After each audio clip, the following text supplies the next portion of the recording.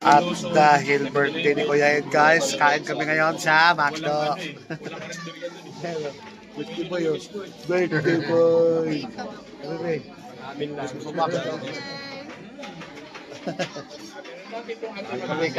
doon sa McDo, guys.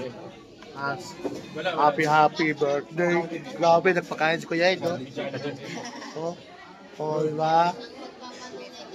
Sumama kasi kayo sa ride para ba?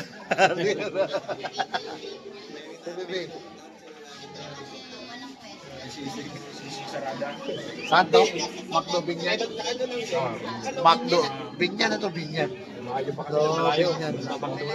Tayo kami kasi para matikman naman namin yung lasa ng Macdo rito. Iba lahat ng Macdo rito. Diba? Tap ng kape.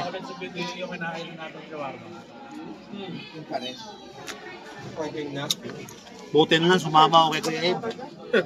Sumama? Buti na lang. Basta burger. Ako nag-commute kaso. Hap. Sarap po. Kape.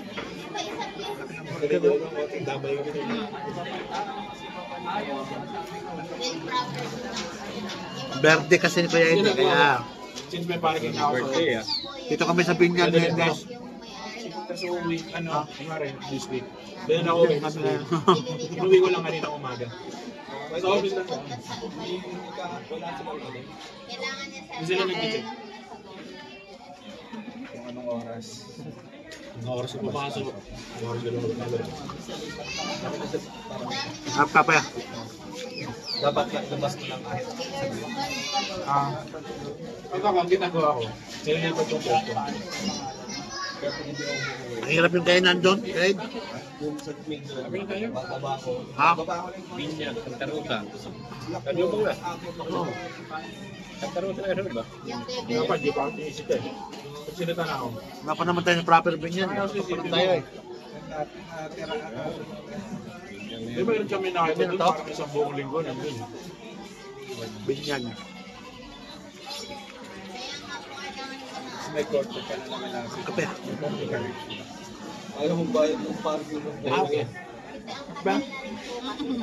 Hindi yan na naman yung sa'yo na film. Kakabit lang yun. Studio ka ba? Meron na yun, kakabit na lang, papalitan na lang na yun. Minimum sa nasasara sila. Pero kung sasayad ulit, nagawa na lang kung bago. Sapatan lang sila. 8 days, technically. Dapat din naman yung kani yan. Hindi na daw kailangan eh. Kasi ang masayad naman yung ano. Naka-bracket. Naka-bracket ng kani yan. Basic yan. Plate niya, yung plate.